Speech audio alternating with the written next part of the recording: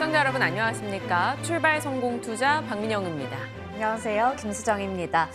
초강경 매파 연준의 충격이 큰 상황입니다. 이틀째 지금 약세를 이어가고 있는 시장인데요. 6월에 기록했던 연저점 테스트, 이 연저점을 하회할 수도 있다라는 관측이 나오고 있는 상황이죠. 그리고 유럽의 각국에서도 금리를 올리면서 유럽 증시도 같이 하락하는 모습이 연출이 됐습니다. 네, 좀 부담스럽습니다. 오늘 또 한 주 마무리하는 금요일장이다 보니까 매도하려는 욕구가 꽤나 강하게 나올 수 있기 때문에 그에 대한 반영 점검을 해보죠. 그나마 다행인 것은 뉴욕장 대비해서 어제 우리장도 비교적 선전을 보였고요. 오늘장도 그에 대한 기대 일부 있다라는 겁니다. 어떻게 풀어갈 것인가 들려온 뉴스들 정리하면서 전략 같이 점검하시죠. 자, 일단 밤사이 들려왔던 소식들 확인해 보겠습니다. 이번 주가 슈퍼 긴축데이라고 이제 일전에 계속 말씀을 드렸었는데요. 어제 FOMC 이후에 이제 봐야 되는 것은 잉글랜드 은행의 결정입니다라고 전해드렸던 바가 있죠. 예상했던 수준이었습니다. 50bp를 올렸습니다. 지금 영국에서는 무려 7번 연속해서 기준금리를 올려가면서 경기 침체와 물가 그 사이에서 치열한 고민을 하고 있는 상황이죠. 어제 들려왔던 쪽만 봐도 굉장히 많습니다. 9월 8일에 덴마크가 75bp, 그리고 며칠 전에 스웨덴 100bp를 했고요. 오늘 밤 사이에 전해졌던 곳들 보면 홍콩이 75, 스위스가 75, 노르웨이 50bp, 영국 50bp, 필리핀 50bp, 인도네시아 50bp, FOMC 내용까지 했을 때 계속해서 이제는 긴축의 시대다라는 것을 보여주고 있는 듯합니다. 다만 이 긴축 시계열에 아직 들어가지 않은 쪽이 이쪽인데요. 일본은 정책 금리를 아직까지 마이너스 금리로 유지하고 있고요. 그리고 튀르키예 같은 경우는 물가 상승률이 무려 80%임에도 불구하고 이번에 금리를 낮췄습니다. 일전에 이 통화 정책을 좀 잘못 쓰면서 물가를 잡지 못했었는데 이후에 역풍을 계속해서 맞아나가고 있는 상황이죠. 어찌됐건 중요한 건 이렇다라는 겁니다. 마이너스 시대가 종료되고 있다라는 거죠. 이런 부담감을 뉴욕장은 고스란히 받았습니다. 3대 지수 모두 다 내렸고요. 나스닥 같은 경우 낙폭을 좀 더 키웠습니다. 국제금리가 급등하고 달러가 강세를 보인 것에 대해 좀 더 민감하게 반응을 했고요. 개별 종목들의 악재도 꽤나 영향을 줬습니다. 엔비디아 5%, AMD가 무려 7% 가까이 빠졌고요. 테슬라가 4% 정도 내려갔습니다. 이들 세 종목만으로도 이 지수 타격이 상당히 있었을 것으로 보이죠. 경기 침체 우려감이 짙어졌습니다. 일전에도 계속 반복되는 내용입니다만 국채금리가 급등했고요. 경기 선행지수가 6개월 연속해서 하향 조정되고 있습니다. 그러면서 실적에 대한 우려까지 등장을 하고 있고요. 여기에 신규 실업수당 청구 건수는 여전히 고용시장이 견고함을 보여주고 있기 때문에 긴축 강도는 쉽게 약화되진 않겠다라는 시각입니다. 그런 과정에서 어제와 조금 동일한 시장 흐름이 나왔고요. 나스닥은 더 충격이 컸는데요. 하락 종목들이 다시 증가하는 수준입니다. 나스닥 편입기업 중에 13%가 52주 신저가를 기록하며 한동안은 꽤나 신저가가 줄었었는데 그 부분을 다시 반납해 나가는 흐름이 나타나고 있습니다. 자, 나스닥 전반의 분위기 좋지 않고요. 국채금리 급등의 여파를 좀 더 크게 받았습니다. 2년물, 5년물, 10년물 모두 다 올랐는데 유달리 또 10년물 국채금리가 상승이었죠. 10년물 국채금리가 3.7%까지 올라갔습니다. 금리 인상 기조, 국채금리도 다 연동이 되어 있기 때문에 각국에서 금리 인상 소식이 들려왔고 국채금리가 상승하며 이쪽도 같이 올라간 거고요. 아시아 쪽에서 환율 개입이 있었습니다. 일본이죠. 그러면서 그 영향을 받아 10년물 국채금리가 상승했습니다.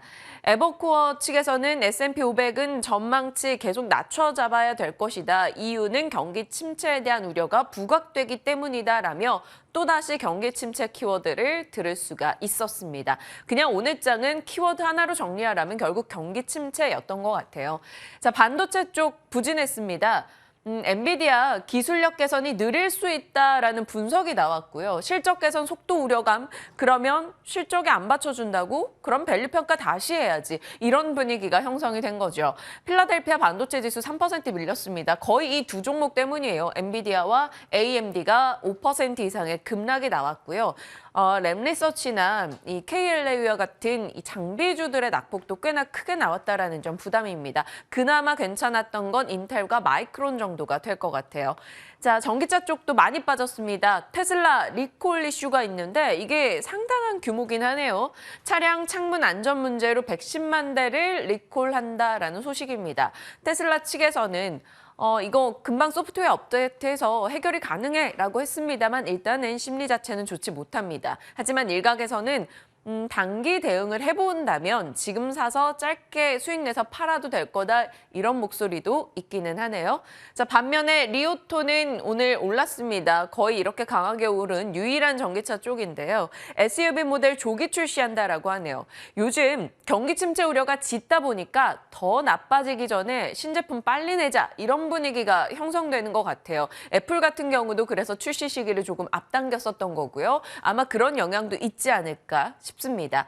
그리고 아직까지 뚜렷한 이유를 찾지는 못했습니다. 하지만 태양광주들이 다 내렸습니다. 썬런 5%, 인페이즈 등의 종목들도 꽤나 큰 낙폭이 나왔습니다. 넘겨보겠죠. 경기 방어 매력을 갖고 있는 섹터는 그래도 좀 괜찮았네요. 바로 헬스케어 제약 쪽이 되겠습니다.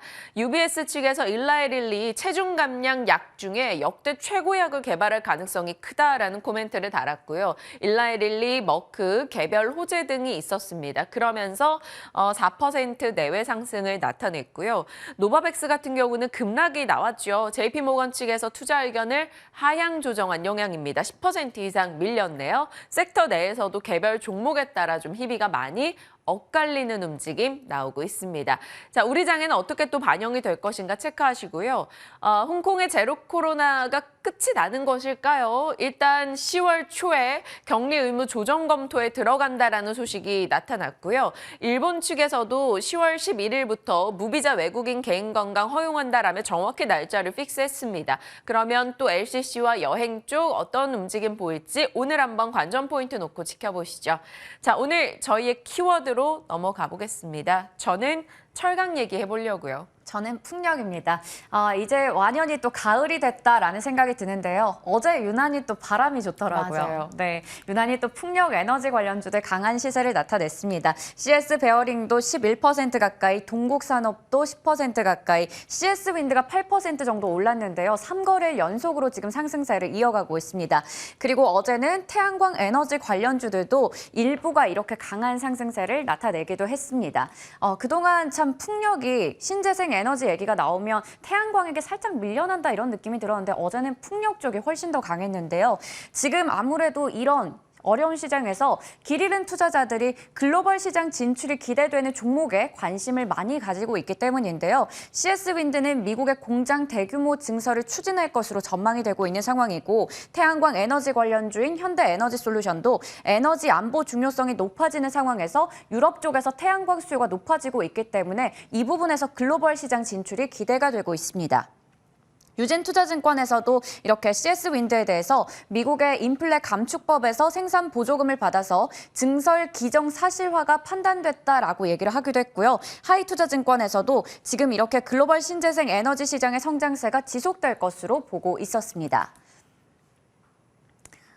덴마크 에너지청과 원스톱 이슈가 어제 일부 언론을 통해서 나왔는데요. 어떤 거냐면 일부 언론에 따르면 한국에너지공단의 이사장이 이런 얘기를 했다고 해요. 정부의 신재생 에너지 발전 비중의 목표 달성을 위해서 그러니까 지금 태양광과 풍력 중에서 태양광이 9, 풍력이 1 정도 이렇게 비중을 차지하고 있는데 이 부분을 좀 균형 있게 조정할 필요가 있는데 거기서 우리는 덴마크의 에너지청과 같은 기관을 설립할 필요가 있다. 그리고 복잡한 업무들을 일괄적으로 처리할 수 있는 지금 국회에서도 논의가 되고 있는 원스톱숍 법을 도입할 필요가 있다라고 이야기를 했습니다. 이러한 이야기가 나오면서 어제 또 풍력 관련주들이 더 힘을 받아가기도 했습니다.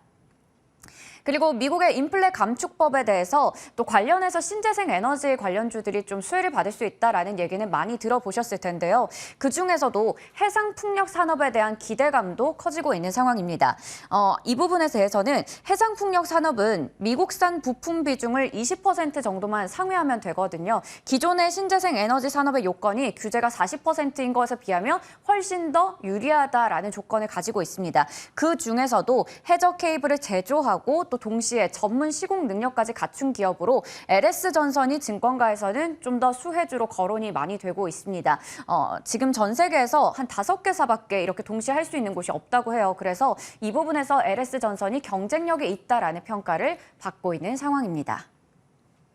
그리고 윤 대통령도 77차 유엔 회의에서 유엔 총회에서 기조연설에서 이번에 에너지라는 단어를 총 3번 정도 언급을 했었는데요. 이렇게 여러 가지 키워드 중에서도 에너지를 좀 강조하는 모습이 나타났는데 이야기를 좀 대체로 정리를 해보면 저탄소 에너지 전환을 도울 것이다 이런 좀 다양한 표현을 사용한 것으로 알려졌습니다. 그래서 녹색 기술 선도 국가가 앞으로 신재생 에너지 기술을 더 많은 국가와 공유할 수 있도록 노력을 하고 지원을 하겠다 이런 얘기를 하면서 결론적으로는 앞으로 더 적극적으로 원전 세일즈 그리고 신재생 에너지 기술을 공유하겠다라는 의지를 강조하는 연설이 됐습니다. 지금 정부 정책도 긍정적인 상황이고 또 신재생 에너지 관련해서는 계속해서 긍정적인 뉴스들이 전해지고 있는 것 같은데요. 신재생 발전 설비 비중이 처음으로 20%를 돌파하면서 지금 최고치 수준에 달했다고 합니다. 반면에 원전 쪽은 25%에서 17%가량으로 좀 줄어들었다고 해요. 그런데 이 중에서도 신재생 에너지 중에서 가장 큰 비중을 차지하고 있는 태양광 쪽은 15% 선에 육박하고 있는데 일단은 앞서 전해드렸듯이 그동안 풍력이 태양광에 비해서 좀 밀려있는 느낌이 들었었는데 지금 태양광 쪽에는 한 가지 좀 악재가 될 수 있는 이슈가 있습니다. 바로 이전 정부의 태양광 사업과 관련해서 비리가 좀 드러났다 이런 소식이 나오면서 현 정부에서도 좀 더 지금 전방위적으로 조사를 해라 이런 이야기가 나오면서 이 태양광 산업이 위축될 수도 있다라는 전망도 일각에서 나오고 있거든요. 그래서 태양광 에너지 관련주에 대한 투자 전략 우리가 어떻게 세워보면 좋을지 그리고 지금 강하게 오른 이 풍력 에너지 관련주는 이제 또 새로운 시기가 온 건지 한번 여쭤보겠습니다. 네. 밤사이 미국 태양광도 빠졌으니까 또 국내 태양광의 그런 악재가 더해진다면 어떻게 봐야 될지 점검하겠고요. 풍력 쪽은 계속해서 이슈들이 들려오고 있는 만큼 탑픽 종목 잠시 후에 여쭤보도록 하겠습니다.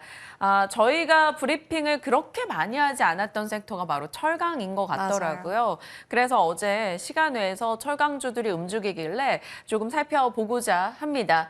어제 장 마감 이후 시간의 흐름을 놓고 보면 금강철강, 문배철강, 대동스틸, 하이스틸 이런 종목들이 꽤나 강했습니다. 시간외에서 한 이 정도 시세가 나면 다음날 장중에서 아무래도 좀 시세 반영을 해주는 모습이 있는데요. 왜 올랐는가 들여다봤더니 현대제철 파업 관련한 이슈가 있었습니다. 지금 현대제철 노조 측에서 16차 교섭에 사측이 오지 않을 경우 우리 파업할 거야 라고 예고했는데 떡하니 안 왔습니다. 지금 노조와 사측 간에 계속된 갈등이 이어지고 있는 상황이고요. 파업으로 인해서 생산 차질이 벌어진다면 철강제 가격은 올라갈 것이다 라고 시장에선 예상을 합니다. 사실 부분 파업일 것이고 그 생산량 타격이 그렇게 많지는 않을 겁니다. 그럼에도 불구하고 가격 상승을 예상하는 건 바로 앞서 켜켜이 쌓여있는 문제들이 되겠지요. 요즘 스틸플레이션이란 말이 나오기 시작합니다. 처음 나오기 시작한 건 이 포스코 이슈 때문이겠죠. 태풍 영향으로 인해서 포항제철소 침수 피해를 받았었죠. 그리고 지금 현대제철의 파업 예고가 나온 상황이고 현대 B&G 스틸 같은 경우는 산업 재해로 인해서 생산이 지금 중단되어 있다라고 합니다. 여러 가지 악재들이 지금 맞물렸다라는 거죠. 그러다 보니까 이 공급이 원활하지 않을 수 있다라는 우려감으로 이어졌고요. 가격 상승에 대한 이야기가 나오고 있는 겁니다.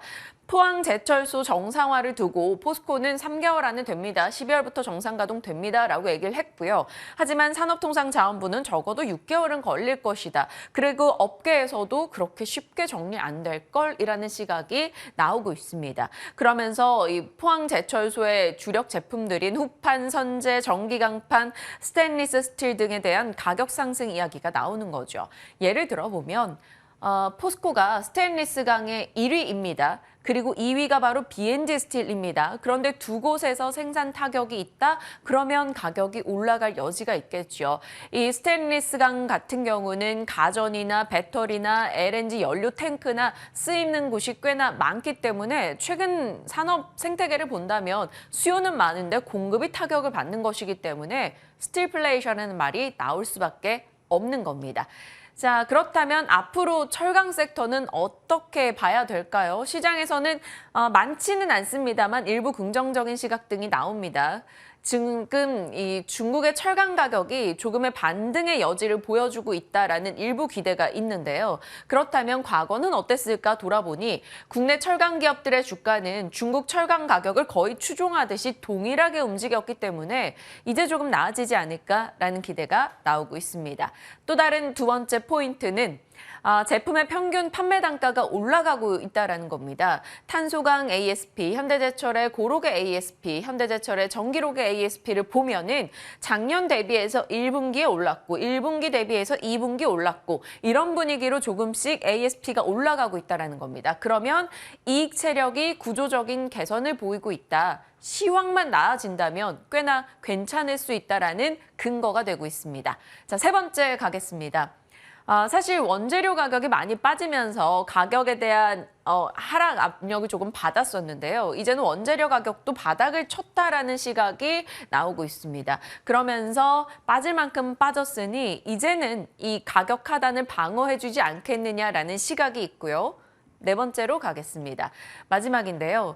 바로 중국의 공급 과잉 이슈가 이제는 없을 것이다라는 시각이 나오고 있습니다. 왜냐하면 중국은 지금 탄소 배출을 줄여야 하는 상황이기 때문에 생산에 대해서는 그렇게까지 많이 못 늘리고 수요는 늘어날 수 있다는 겁니다. 왜냐하면 부동산 경기 부양 의지 이런 데 또 철강 제품 많이 들어가니까요. 그리고 춘절 직후에 재고 부족 비축 시기라는 겁니다. 내년 설 이후가 철강 업종의 반등 시기가 될 것이다라는 시각 등이 나오고 있어요. 그렇다면 미리미리 좀 준비를 해봐야 될 것인지 궁금합니다. 과거 흐름을 놓고 보면요. 포스코홀딩스 20년간의 주가 흐름인데요. 중국 설비가 증가할 때 가격이 떨어지니까 이렇게 주가가 빠졌었고 중국의 철강 설비가 감축 시기에 들어가면 이렇게 올라갑니다. 공급 과잉 이슈가 줄어들 때. 그러니까 지금 이 시기처럼 또 올라갈 수 있는 시기를 기다리고 있다라고 시장은 예측을 하는데요. 일부 시각입니다. 몇몇 증권사예요. 우리도 좀 동참을 해볼 수 있을지 지금부터 미리 좀 점검을 해보겠습니다.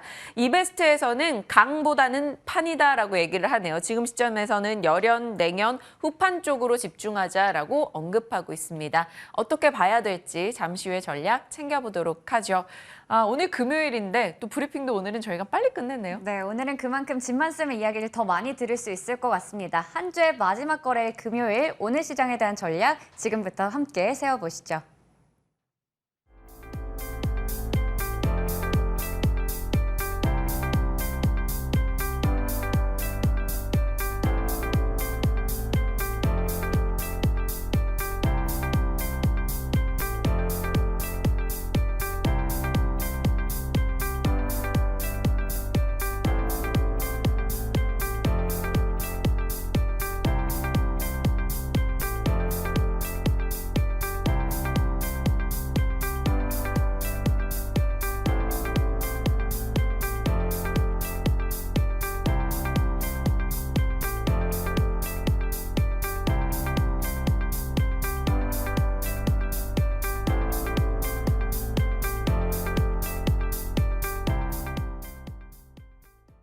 왠지 빨리 오늘이 지나가고 주말을 맞이했으면 좋겠다 생각하시는 분들 많으실 것 같아요. 증시에 좀 시달렸던 이번 주이기 때문입니다. 이분과 좀 편안하게 한 주 마무리 정리 좀 해보죠. 진만쌤 어서 오세요. 네, 안녕하세요. 네.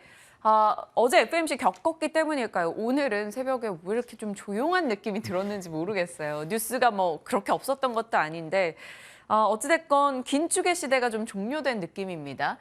영국에서도 또 금리를 50bp 올리면서 7번 연속 올렸습니다. 이런 이슈들 우리가 좀 시사하는 바가 있는지 우리 장에 어떤 영향을 줄지 좀 체크해 주세요. 네, 이제 파월 의장이 말했죠. 이제 경기 침체 시기는 확실히 올 거다라고 못에 딱 박았습니다. 그만큼 근데 경기 침체 시기에도 당연히 주식시장은 계속적으로 가고요. 떨어지는 게 아니라 분명히 오르는 섹터도 나옵니다. 그래서 그 안에 먹거리가 우리는 어떻게 될지 여부를 일단 판단을 해야 되는 거고요. 일단 어제 국내 시장 브리핑을 간단히 드리면은 견고했습니다. 이제 생각보다 괜찮았네라고 하시는 분들이 굉장히 많았고요. 오히려 시초가에 공략을 하신 분들께서는 의외로 달콤한 수익을 보신 분들도 많았을 겁니다. 그래서 어제 진만쌤과 함께했던 종목 뭐 엔캠, LG 이노텍 다 좋은 흐름 나왔더라고요. 네. 오해네요. 네. 감사합니다. 네, 그래서 일단은 그만큼 이제 집중해서 들으시는 분들은 힌트를 많이 가져가시고 그 안에서 충분히 수익을 보실 수 있을 거라고 좀 생각을 하고 있고 오늘도 마찬가지입니다. 이제 나스닥이 밀렸다고 조금 겁먹진 마시고요. 일단은 어제 나스닥 선물이 우리 장중에 계속 안 좋았었기 때문에 그 연속성으로 마감을 했다 정도로 일단 보시면 좋을 것 같고 우리는 현재 구간에서 체크를 해야 되는 게 일단 환율이 1,400원이 넘었다. 네. 이제는 막다 못 막아서 이제는 그냥 포기를 한 시점이 됐기 때문에 그럼에도 어제 시장이 생각보다 괜찮았다라는 거는 환율이 그렇게 시장에 넘나드는 중요한 포인트로 접근하기에는 이제는 1,300원, 1,400원 이제 별 차이 없다 정도로 보시면 좋을 것 같고. 얼마 전에 진만 쌤이 1,400원에 적응해야 된다고 얘기했었어요. 네, 이제 여기서 중요한 거는 비싼 환율에도 외국인들이 한국 주식을 사줄 거냐 여부를 좀 오늘 시장에 좀 체크를 해야 되는 거고요. 이런 부분들이 있어서 그 안에 충분히 먹을 거리는 나올 것이라는 말씀 드리겠고 사실 국내 시장도 중요하지만 이제 나스닥 같은 경우에 11,000이 깨지느냐 깨지지 않느냐 국내도 2,300이 이탈하느냐 이탈하지 않느냐가 중요한데 이런 연속성이 계속적으로 예를 들어 하락이 적다고 하더라도 가랑비에 오전난다는 얘기가 있잖아요. 그래서 1%대 혹은 0.5%대 하락도 지속이 될 경우에 부담이 될 수도 있다는 말씀과 함께 이제 여기서 전저점을 이탈하냐 이탈하지 않느냐가 좀 중요하고 저는 이탈하지 않는다. 어차피 지금 나온 여태까지 재료들은 오늘까지 해서 마무리가 될 것으로 보고 다음 주 정도에 아마 본격적으로 이제 기대를 해봐도 될 만한 시점이 얻는 게 그만큼 경기 침체에 대한 우려를 얘기를 했다는 거는 그만큼 경제 상황이 버텨줄 것으로 전망을 하기 때문에 이제 금리를 올릴 수도 있다는 그런 자신감을 보여준 것으로 체크가 되기 때문에 저라면은 오히려 이제 경기 침체 우려를 먼저 땡겨왔고 이제는 3분기에는 또 의외로 실적들이 괜찮을 수도 있기 때문에 3분기 어닝 시즌을 한번 기대해보자. 산타 랠리도 가능하기 때문에 너무 두려워들 마시고요. 전저점을 이탈하지 않는 한 어제 만약에 매수를 하셨다면 다음 주 월요일 정도 돌리는 거 보고서 이제 추가 매수를 하셔도 되고 하고 오늘은 사실 좀 쉬어가는 하루가 되셨으면 좋을 것 같습니다. 근데 지금 말씀이랑 지금 자막으로 나가는 내용이랑 약간 괴리를 느낄 수도 있을 것 네. 같아요. 지금 증시 강한 반등 나올 때까지 주의하자라는 느낌인데 지금 그렇게 겁먹지 말고 투자를 하세요 이렇게 됐어요. 네, 이제 말씀드린 거는 이제 어제 만약에 잡으셨던 분들은 이제 오늘 장은 아마 좀 그렇게 재미는 없을 거예요. 근데 일단 나스닥이 11,000이 뚫리느냐, 뚫리지 않느냐가 이게 중요하기 때문에 사실 국내 시장보다는 미국 시장, 즉 글로벌 지수의 반등에 좀 순응을 한다면은 만약에 어제 잡으신 분들은 월요일 날 하면서 이제 당연히 이제 주의는 해야 되는 건 맞습니다. 근데 바닥권이기 때문에 저는 특별하게 이제 거기서 더 깨지면은 위험하겠지만 깨지지 않는다라는 그런 뷰로 보시면 좋을 것 같고 반등이 어느 정도 나와 줄 거다라는 그런 의미로 좀 대신해 주셨으면 좋을 것 같습니다. 네, 주의하고 살필 것도 많습니다. 그래서 지금 투자 시계를 길게 가져가기보다는 조금 저희와 계속 이익을 챙겨나가는 전략으로 호흡을 해주시면 될 것 같고요.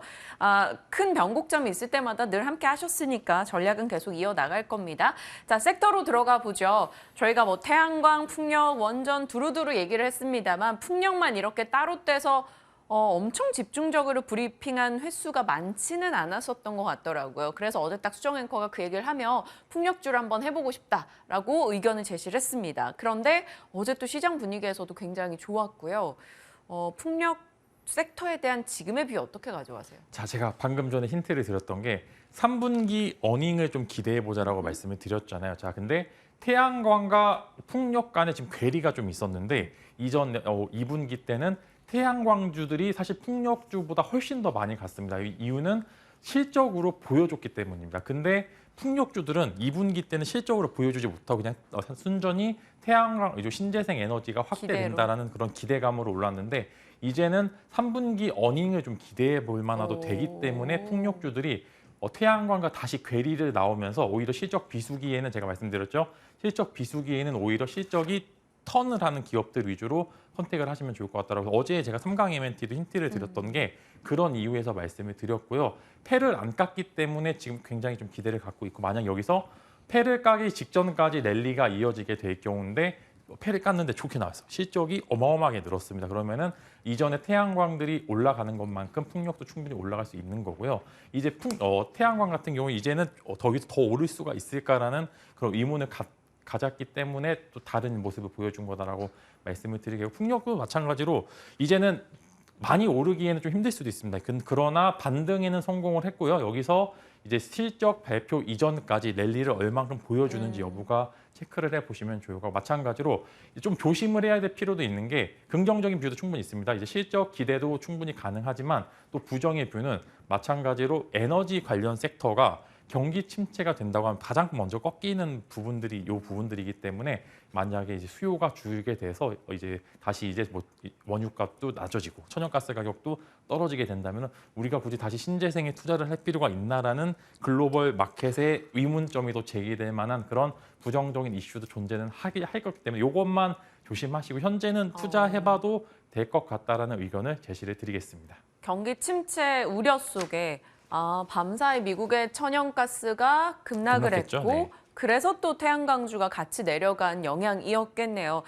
그렇다면 이런 신재생 전체 사이클에 타격을 받지 않는다면 풍력주는 지금 실적 모멘텀을 갖고 조금 볼만하다. 그러면 탑픽은 뭘까요? 네, 3강 MNT를 풍력주 어제 탑픽으로 말씀 주신 말씀을 대로. 드렸던 게 네. 수주가 좋습니다. 수주도 좋았고, 이전에 잠깐 노이즈가 있었던 게 이제 인수합병 관련된 이슈 때문에 잠시 좀 쉬어가는 부분들이 있었는데 인수조사 잘 끝났고요. 이제는 더 올라갈 수 있을 만한 재료들밖에 없기 때문에 오히려 가장 대장주로 올라가기, 사실 CS 윈드가 가장 대표적인 주식이긴 하지만 만만치 않게 3강 MNT도 굉장히 좋은 모멘텀 많이 갖고 있다. 탑픽으로 삼으셔도 될 것 같다라는 말씀을 드리겠습니다. 네, 좋습니다. 다음 이슈 가볼게요.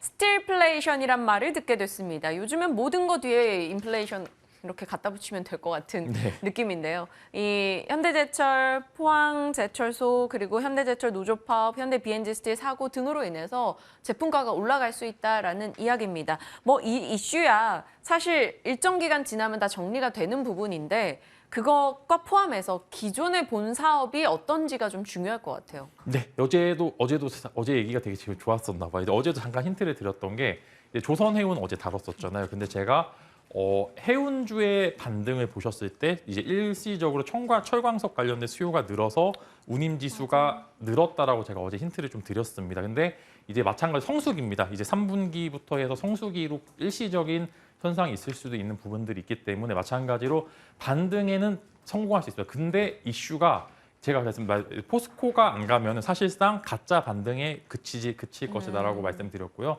이런 부분들이 있어서 사실 소형주들은 흐름이 굉장히 좋은데 오히려 포스코는 마이너스가 되는 경우도 굉장히 많고요.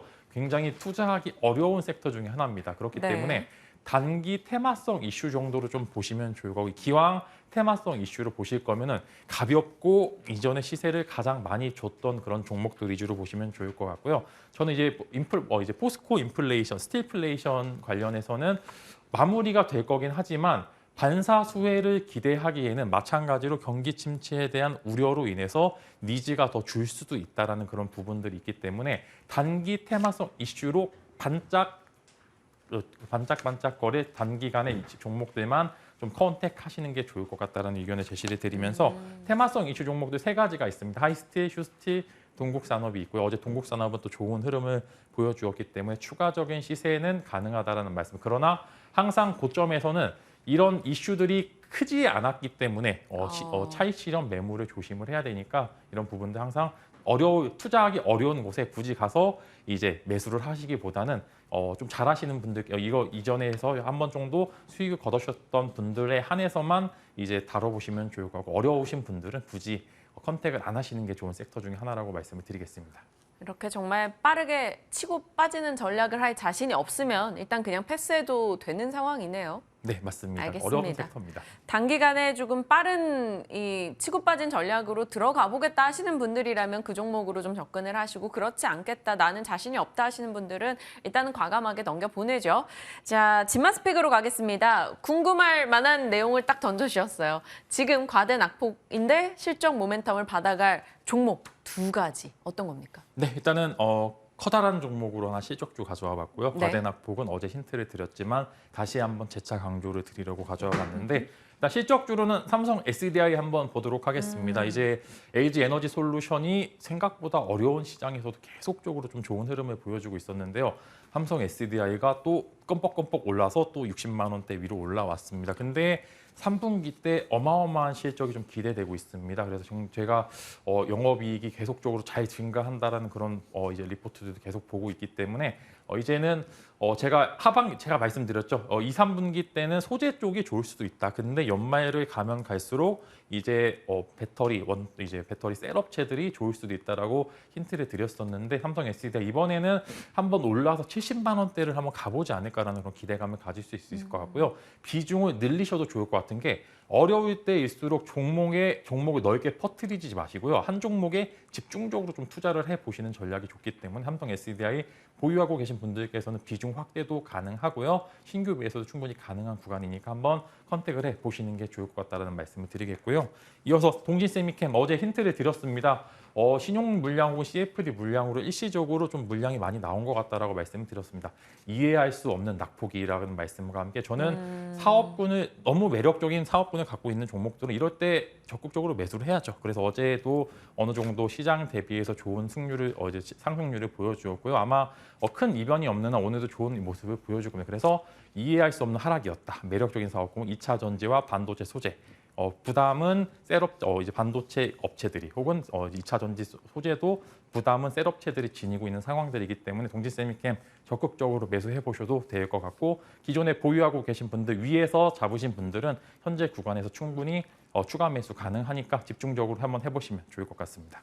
네, 삼성 SDI와 동진 세미캠 이 두 종목을 얘기를 해주셨습니다. 동진 세미캠 같은 경우는 어제도 또 힌트가 나왔었던 종목이기도 하니까요. 여러분 꾸준히 지켜보시길 바라겠고요.